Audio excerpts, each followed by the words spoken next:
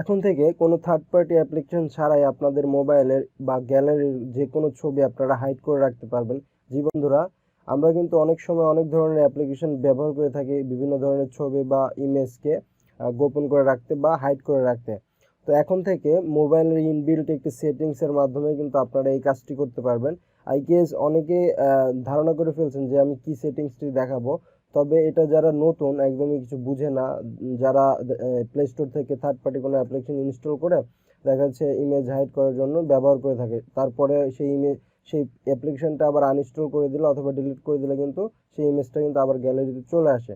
আর আমি যে সেটিংসটি দেখাবো এটা একদম ওই ফোনের ইনবিল্ট, কোনো ধরনের অ্যাপ্লিকেশন ইনস্টল করতে হবে না এবং এটি কিন্তু খুবই একটা নির্ভরযোগ্য সেটিংস, কারণ এটির জন্য আপনার কোনো ধরনের হ্যাসেল আপনার পোহাতে হবে না। খুব নর্মাল একটা কাজ করলে কিন্তু আপনার যে কোনো ইমেজ আপনি হাইড করে ফেলতে পারবেন। তো আর বেশি কথা না বলে ভিডিওটি শুরু করব। শুরু করার আগে বলে নিতে চাই বন্ধুরা, আপনারা যদি আমার চ্যানেলে নতুন হয়ে থাকেন তাহলে অবশ্যই চ্যানেলটি সাবস্ক্রাইব করে রাখবেন এবং যদি ভিডিওটি ফেসবুক পেজে দেখে থাকেন তাহলে অবশ্যই পেজটি লাইক দিয়ে ফলো করে দেবেন, যাতে করে এরকম নতুন নতুন ভিডিও আরও আপনারা পেয়ে যান। তো চলুন শুরু করা যাক। ওয়েলকাম ব্যাক বন্ধুরা, আমরা আমাদের মোবাইল স্ক্রিনে চলে আসলাম। মোবাইলে আসার পরে আমি আমার গ্যালারিতে চলে যাচ্ছি। গ্যালারিতে যাওয়ার পরে আপনারা দেখতে পাচ্ছেন এই যে আমার এই 3 নাম্বার ইমেজটা, মানে এইটা আমি কিন্তু হাইড করব এবং কোনো ধরনের অ্যাপ্লিকেশন ব্যবহার করব না, ফোন থেকে হাইড করব এবং সেটা আমি কিভাবে আবার পরবর্তীতে খুঁজে পাবো সেটাও আপনাদেরকে দেখিয়ে দেবো।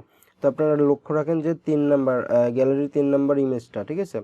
তো এই ইমেজটা এখন আমার খুঁজে বের করতে হলে আমার ফাইল ম্যানেজারে যেতে হবে, মানে এই যে মেমোরিতে যেতে হবে, সেটা ফোন মেমোরি হোক বা এক্সটার্নাল মেমোরি হোক। তো আমরা ফোন মেমোরিতে আসার জন্য এখানে আসলাম। আসার পরে এই যে ফাইলের যে এখানে ক্লিক করে দেবেন এই আইকনটাতে। এক কথা আপনার ফোল্ডারগুলো, মেমোরির ফোল্ডারগুলো বের করতে হবে এবং বের করে ওই ইমেজটা কোথায় আছে, যদি ক্যামেরা থেকে আপনি তুলে থাকেন তাহলে এই যে ডিসিআইএম এর মধ্যে ক্যামেরা অপশনের মধ্যে সব ছবি পেয়ে যাবেন। তো এত ছবির মধ্যে আমি খুঁজে পাবার জন্য আমি ছবিটা আলাদা করছি। সেটা আলাদা করে আমার নামে আমি যে আরিফ নামে একটা ফোল্ডার তৈরি করছি, করার পরে এটার মধ্যে ইমেজটা রেখে দিছি। তো এখন এই ইমেজটা আমি কি করলে হাইড হবে এবং এটা আমি যাতে পরবর্তীতে আবার খুঁজে পাই, ঠিক আছে।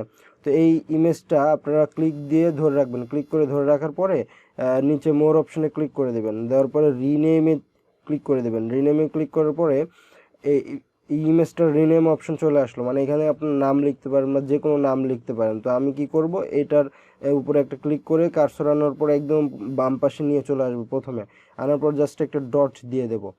তো ডট দেওয়ার পরে আমরা ওকে করে দেব, ঠিক আছে। ওকে দিয়ে নিচে যে আবার ওকে পারমিশনটা দিয়ে দিলাম। তো এটা দেওয়ার সাথে সাথে কিন্তু আমার ইমেজটা কিন্তু হাইড হয়ে গেল। দেখেন আমি এখন আমার মেমোরিতে যদি আমার সেই ফোল্ডারে যাই তারপরে কিন্তু আমি সেটা পাচ্ছি না। তো আপনারা এই সেটিংসটি কিন্তু অনেকেই জানেন যে যে কোনো ফাইলের প্রথমে ডট দিলে সে ফাইলটা হারিয়ে যায় বা সেই ইমেজটা কিন্তু হাইড হয়ে যায়। তো আমি ব্যাকে এসে আবার আমার নামের ফোল্ডারে যদি ঢুকি তাহলে আমি পাচ্ছি না। তখন এখন আমার এই ইমেজটা আমি যদি পরবর্তীতে অ্যাক্সেস করতে চাই তাহলে আমি কি করে দেখতে পারি বা শো করাতে পারি এখানে। তো এখানে আসার পরে আপনারা উপরে জাস্ট এই যে 3 লাইনে ক্লিক করবেন বাম পাশে, করার পরে নিচে সেটিংসে ক্লিক করে দিবেন। করার পরে একদম উপরে দেখতে পাচ্ছেন শো হাইড ফাইলস, মানে এখানে যদি আমি এটা টিক দিয়ে দিই তাহলে যত ধরনের আমার হাইড ফাইল আছে সব কিছু কিন্তু শো হয়ে যাবে বা হিডেন ফাইল কিন্তু শো হয়ে যাবে। তো এখান থেকে আমি এটা হিডেন ফাইলটা শো করে ব্যাকে যদি যাই, ব্যাকে যাওয়ার পরে এখানে হচ্ছে একটা রিফ্রেশ দিলাম, দেখেন এটা আবার চলে আসলো। আমি যদি আবার ব্যাকে যাই, এই যে আরিফ ফোল্ডারে ঢুকলাম, দেখেন আমার ইমেজটা কিন্তু চলে আসলো, কিন্তু ওটার আগে কিন্তু একটা ডট চিহ্ন আছেই।